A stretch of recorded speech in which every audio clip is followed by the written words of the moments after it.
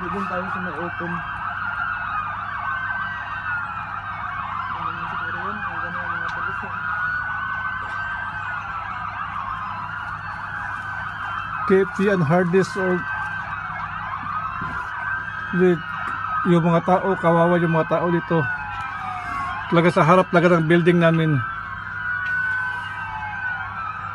I don't know what happening here now.